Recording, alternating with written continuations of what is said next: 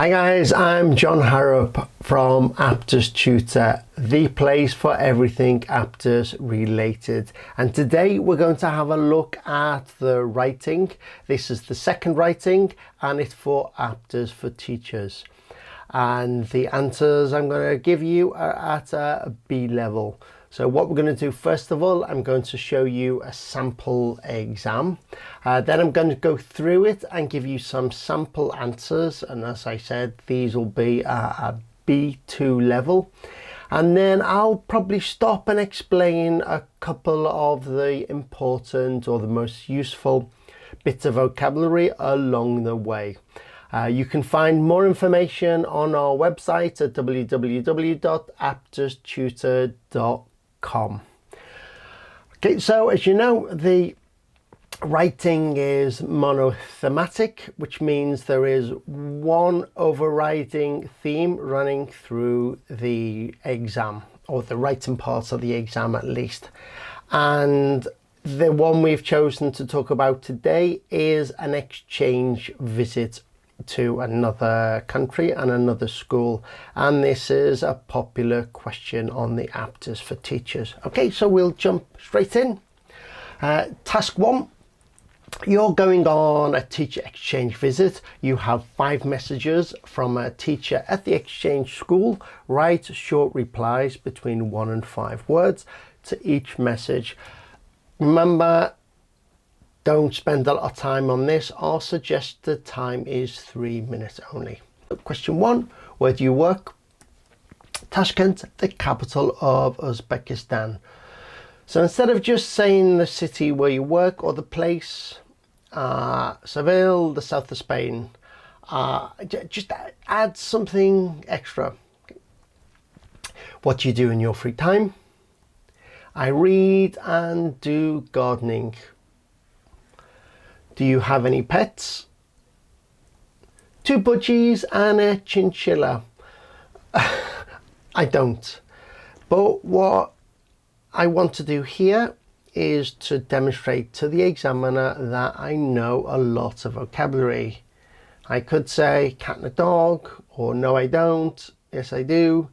But I think it's quite interesting as well. If you don't know what a chinchilla is, there's a picture. And there's the budgie.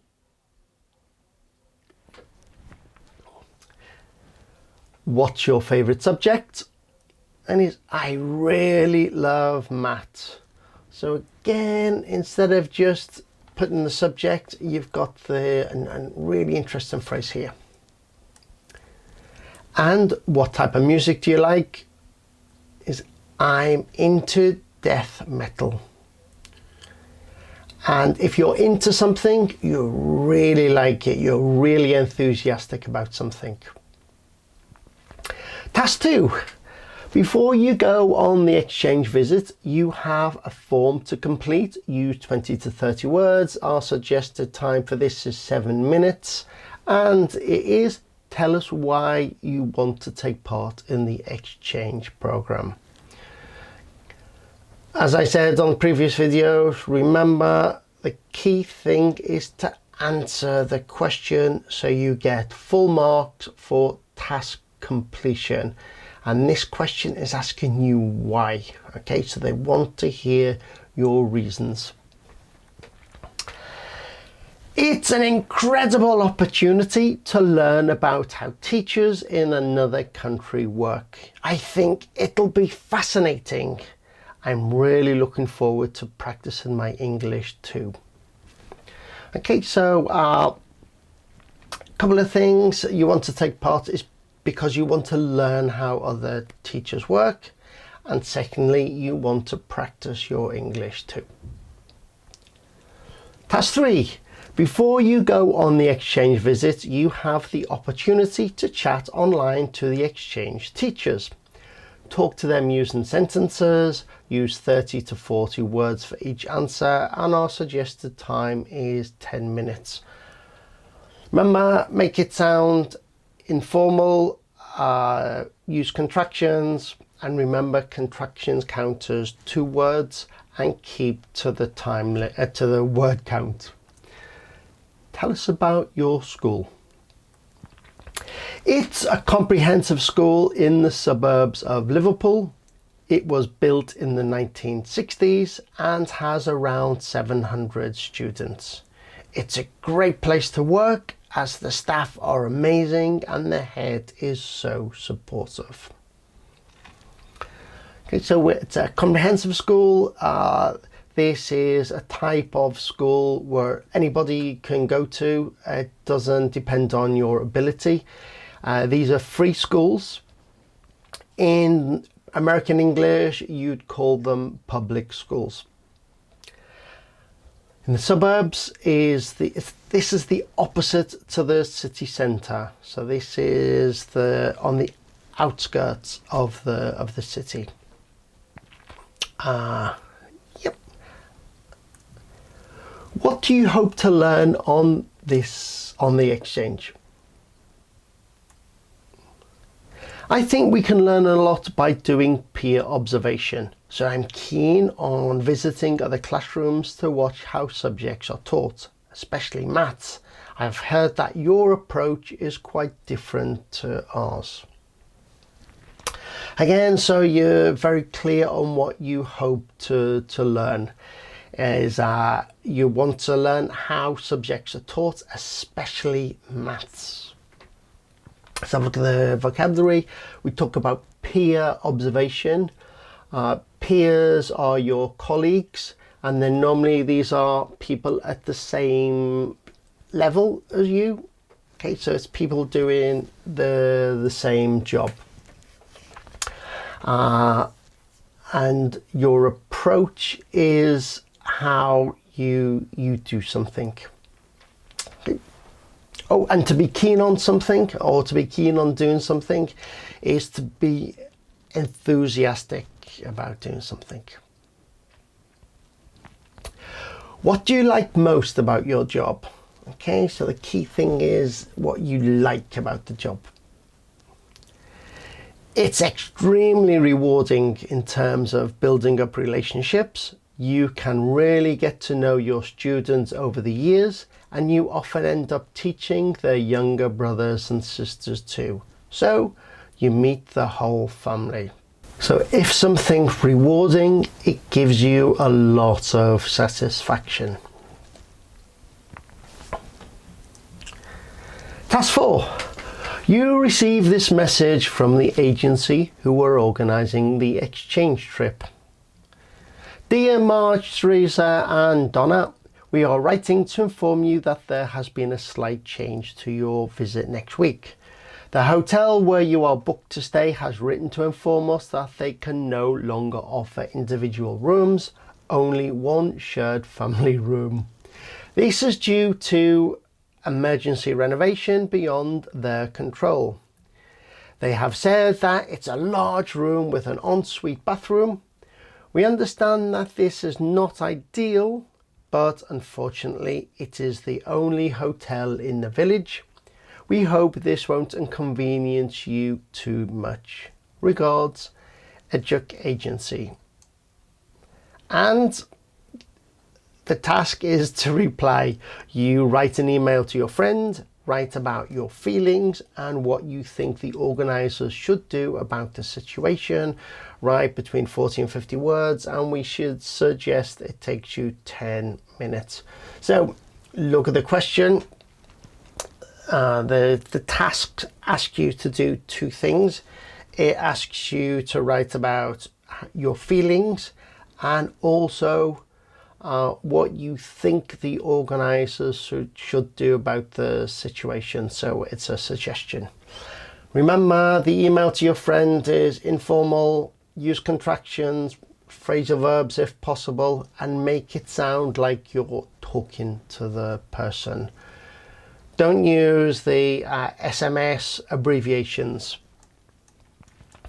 Hi Mally, how are things with you? The exchange trip organisers have just written to tell me that I'll have to share a room with Teresa and Donna. I'm not happy with this at all. Why can't they put us up in something like Airbnb? Take care, Marge. Okay, so we've got the introduction, how are things with you, so it's informal, explaining the situation, and your feeling is, I'm not happy with that at all.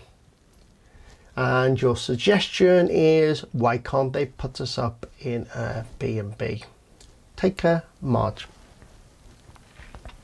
Okay, good verb there, to put us up is to accommodate.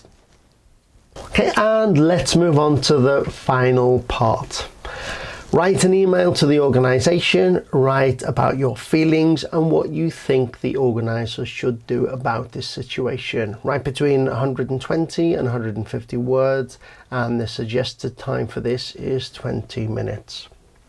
Okay, so it's email, but formal in style.